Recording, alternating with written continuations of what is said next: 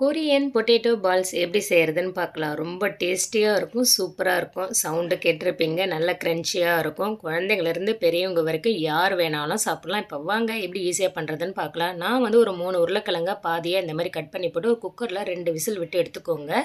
இது எல்லாத்தையும் தோல் உரித்து ஒரு பவுலில் சேர்த்துக்கலாம்.